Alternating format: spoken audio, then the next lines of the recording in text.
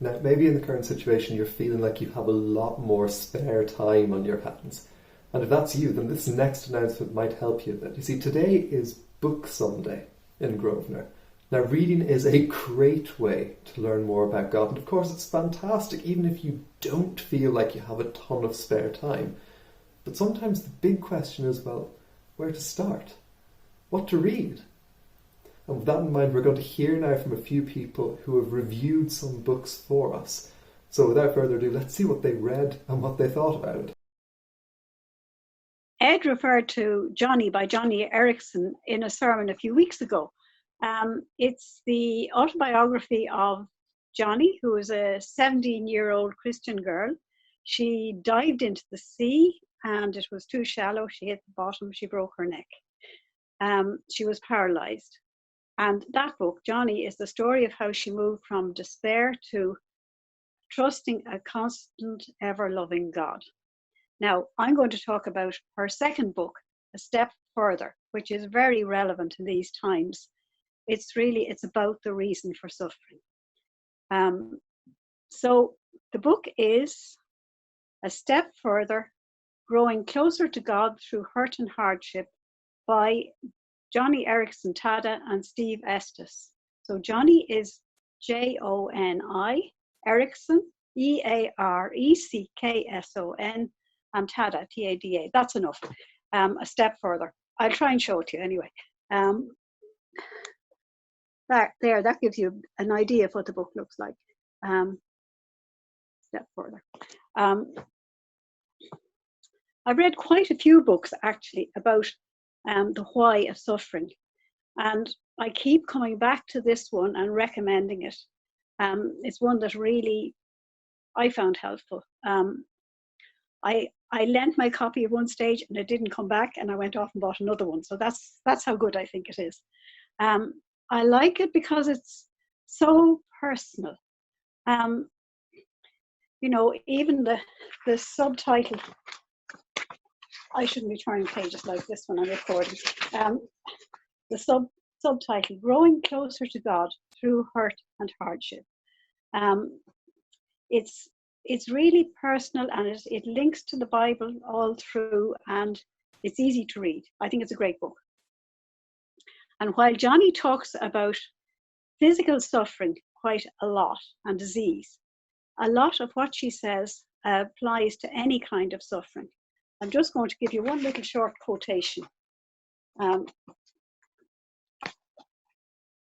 She says, I may be grieved with a broken neck, envying my healthy neighbour, never knowing that my neighbour is grieving with a broken heart.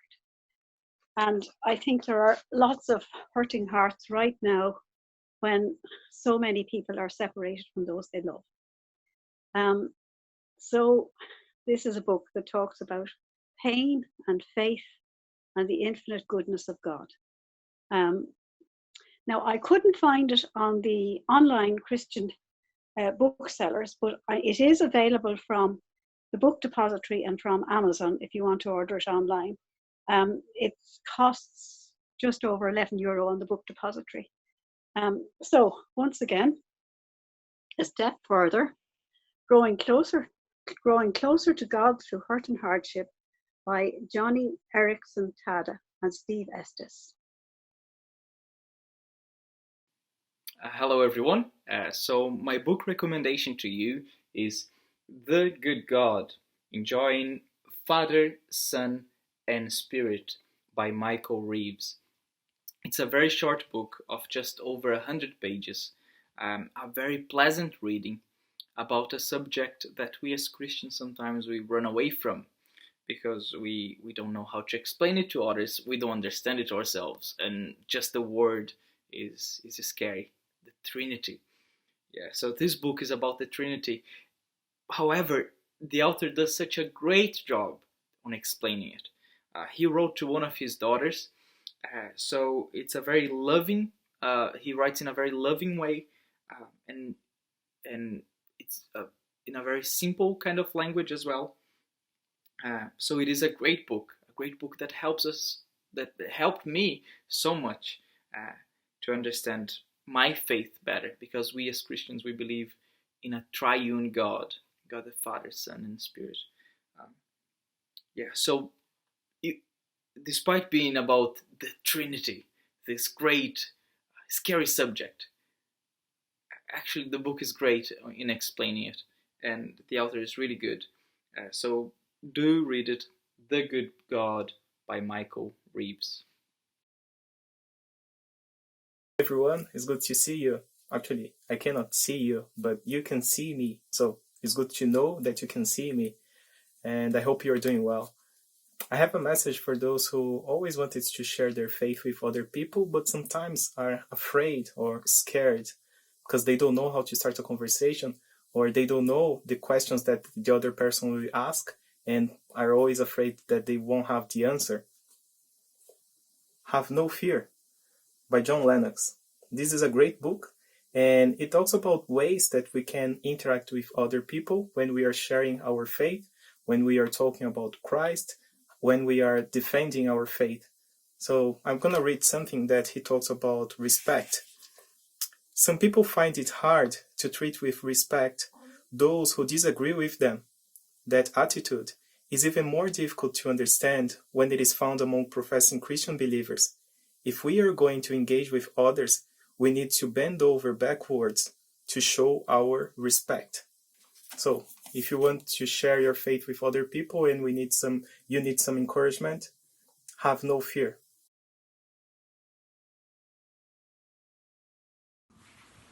Hi everyone, I've been reading Enjoying God by Tim Chester, which is just about that, enjoying God in the everyday moments of our walk with Him. And I've liked it because it's really made me think about lots of different aspects of my relationship with the Lord in a way that I hadn't really before. I really encourage you to read it. If you're going through a particularly spiritually dry time, it might be a really helpful read. The bit I'm going to show you now, or read to you now, is showing a little bit about how we can know God's generosity to us in the everyday things He's given to us in this world. Let me read. You've been chosen to enter God's amazing world. A world where water falls out of the sky. A world where ants build hills. A world where water melts, drips, freezes again and makes icicles. Genius! A world of puns and rhymes and rhythm and alliteration. A world in which words are fun. A world in which music can make you cry. You have no reason to be bored in God's world. At the moment, this book is available for about £4.50 sterling on the Good Book Company website, which is a really good deal, so I recommend you snap it up. Enjoying God by Tim Chester. Well, I came across a great book recently. It's called Coronavirus and Christ by John Piper. But I nearly missed it completely. Two things I'm not a fan of. Christian celebrity, where someone seems to get more worship than Christ. And jumping on the bandwagon, where someone jumps onto the latest idea or topic, trying to make a bit of easy money. And so when I came across this book, I thought it might be both, but I was completely wrong. In Coronavirus and Christ, we're given a refreshing reminder that God is sovereign and ultimately in control, even during this pandemic. Instead of wishing that things would go back to the way they were, I found myself praying that God would help me notice where He's working and that I'd be ready to join Him in what He's doing. Coronavirus and Christ by John Piper is a free download. There should be a link in the newsletter, or you can just search Coronavirus and Christ. You can download a free copy to read it on your Kindle or your iPad, or download the audio and listen to it on the go.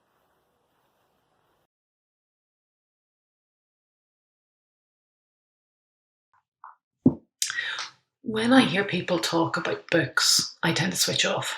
I am not a reader and have always struggled with reading books in general, never mind Christian books. I want to encourage those of you who, like me, want to be able to access the amazing content that's out there, but in a way that is accessible and doesn't take a big change in behaviour. Most of you have smartphones or tablets, and I would encourage you all to download an audiobook app.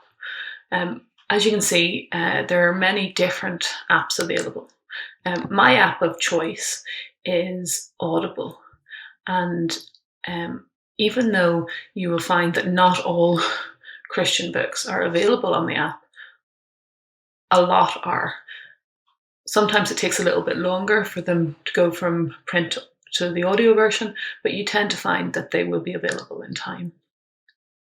For me, the main benefits of listening to a book is that I can listen while I'm driving or I'm out for a walk. And I can also listen to a chapter at a time and can break it down into small sections. So, just for your information, I put links to the various audiobook apps in the description below. So below this service, if you're watching on YouTube or Vimeo, and in the notes section to the right if you're watching through the website. I've also listed all the other books that have been mentioned today and the various places that you can find them on the internet. So, if you're not a reader like me, I challenge you to download an audiobook app this week and give it a try.